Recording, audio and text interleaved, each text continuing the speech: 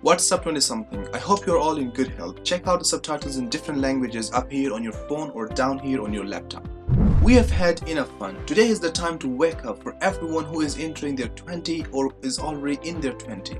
Because in this video, you are going to know how important these 10 years is for the rest of your remaining life and how can you make the most out of them.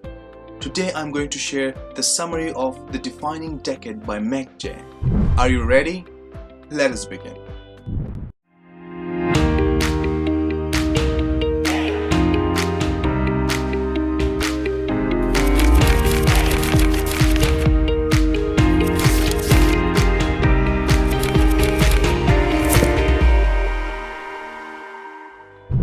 As you might have already guessed from my previous videos, I'm obsessed with human brain and I start my videos with explanation about human brain if it is relevant, because everything starts from here.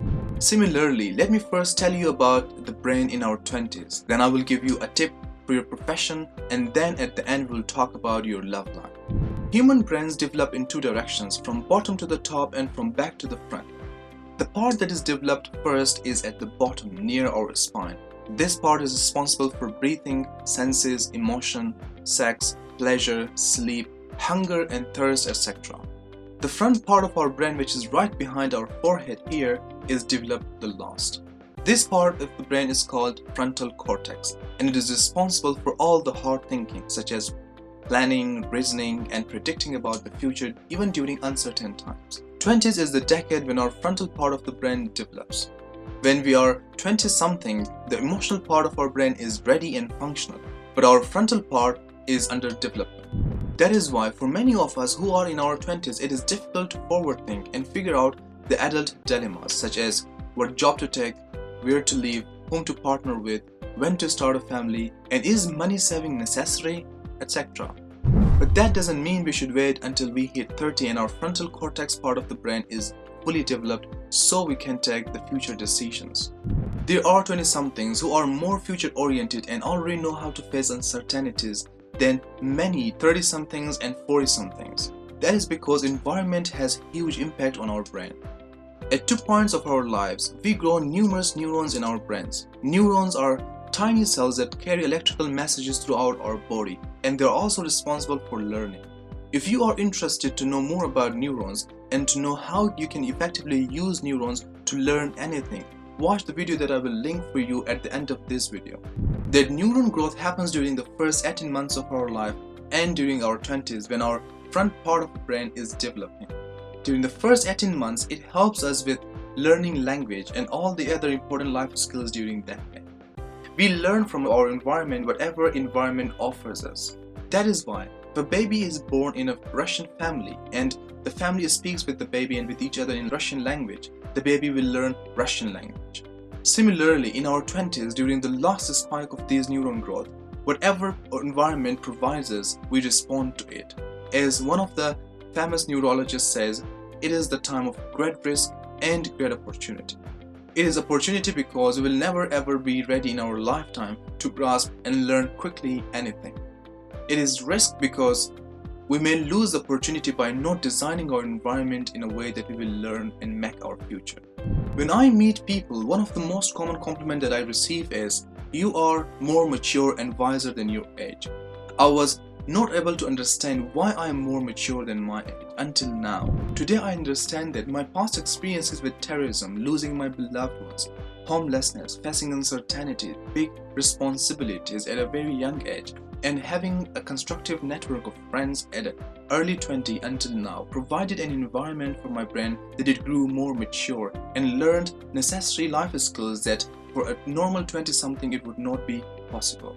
Similarly, those of you who choose a healthy environment and use this time to engage with good job, real friendships and relationships will learn the language of adulthood while your brain is just ready for it. There are two types of mindsets: growth mindset and fixed mindset. During this phase of your life, try to develop growth mindset rather than fixed mindset. People with growth mindset believe success is achievable and they see failure as an opportunity to learn and grow. In 20s, there will be lots of failures, so don't see failure as the end of everything because that will destroy your 20 life and also the life after your 20s. Despite the underprogressed front part of your brain that is responsible for planning, reasoning and predicting, set goals for your future. In a study that followed around 500 young adults from their college to their mid-30s, it is found that those who set and followed goals in their 20s found a greater purpose of their lives, had more mastery and well-being in their 30s. Goals are important because they help us decide who we are, what we want to be, how should we structure our life, and in what should we invest our time. If we don't set goals, we may get stuck in a present bias. In another study, a researcher used virtual reality to give 20-somethings a sense of their future selves. A group of 25 subjects entered a virtual reality world and they saw a digital representation of their current selves. Another group of 25 subjects, they entered the same virtual reality world, but they saw a digital representation of their future selves rather than their current selves. They saw the time when they were old. After they came out of virtual reality world, they were asked to allocate money towards a hypothetical retirement savings account.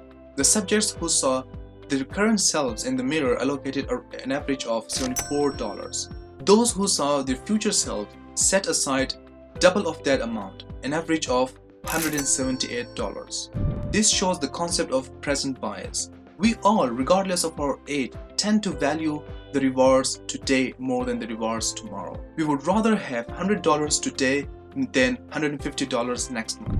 We in our 20s are more prone to present bias because our future thinking part of our brain is not developed yet. We should not be under false assumption that time is unlimited. It is limited. We only have 10 years to pave the ground and set fundamentals for our future. So better we set goals and timelines to give a reason to wake up in the morning and take a step forward towards our goals. That is enough for our brain and psychology. Let us talk about professional aspect of our 20s for a few minutes. If we get an opportunity to work, it is better to choose a job that has higher identity capital. Identity capital is investment in ourselves and the things that we do long enough that they become a part of our identity. Some of the identity capitals go on our resume, such as test scores, college, companies that we worked, and other identity capitals are more personal and abstract, such as how we think, how we solve problems, how we speak, and how we look, etc. Identity capital is how we prepare for adult life, and it is the currency that we bring to adult marketplace to exchange with jobs. The better our identity capitals are, the better job we can get. So choose the job that can contribute towards your identity capital. Now let us talk about some love and marriage mistakes that we make in our 20s. We are social humans and marriage is an important part of our life. But when was the time that you saw someone formally teaching another person about marriage decisions? I haven't seen anyone. There is countless classes and programs on all sorts of topics, but there isn't any class on how to be smart about marriage decisions. That is why a typical 20-something's future plan is to finish college, get a job, earn decent money, then marry before the age of 30 and then have some children. The rest will be just repetition of eat, work, take care of the family, sleep and repeat. Most of us never think about the challenges that marriage life brings to us before getting married, especially when we are mentally and physically not ready for that. Today there is a growing trend of cohabitating before marriage life in 20-somethings. They find whom they like, they move in with each other, and they live together and start thinking that this is a test for marriage life. But in fact, it is not. During cohabitation, they hardly experience the experiences of the life after marriage. They don't experience the pressure of mortgage, having kids and staying up late night with them, spending holidays with in-laws even though you don't want to, saving money for kids' education and retirement, seeing each other's paycheck and credit card bills, just to name a few. This is especially true when in our 20s, fun is the only thing that we want. One of the most important things that we can do in relationship before making any big commitments is to know how much we are alike. The more two people are similar, the more they are likely to appreciate and understand each other. They will easily know what each other is going through. The studies have shown that the couples who are similar in areas such as socioeconomic status, age, religion, education, ethnicity, attractiveness, attitudes, values, and intelligence are more likely to be satisfied with their relationship and are less likely to seek divorce. But be aware, there are some similarities that are deal breakers, such as if you are not from the same religion, it is difficult and in fact impossible for you to make relationship with them. These are non-negotiable similarities that may bring us together but not necessarily will make us happy in the long run. What we need to know is the matchmaker similarities. One of the most important matchmaker is personality. Personality is not about what we have done or what color we like. It is much deeper than that. It is who we are, and that is reflected in everything we do in the world. Here is a tip how to differentiate between deal breaker similarities and matchmaker similarities. Deal breaker similarities are the answers to the question of what do you want, and matchmaker similarities are the answers to the question of who you are. There is a common personality model that you can use and test how similar you are with your partner, and this model is called the Big Five. The Big Five refers to 5 factors how you interact with the world. These 5 factors are openness. How open are you to new experiences and ideas? Conscientiousness. How much aware is someone of their decisions? Extroversion. How much shy or outgoing a person is? Agreeableness. How much cooperative and easygoing that person is? And finally, neuroticism is about our emotions, sensitivity and optimism. Here is the Big Five personality trait model. Feel free to pause the video and have a read. Cross-check your personality with this model and find out in which factor how high and how low you are.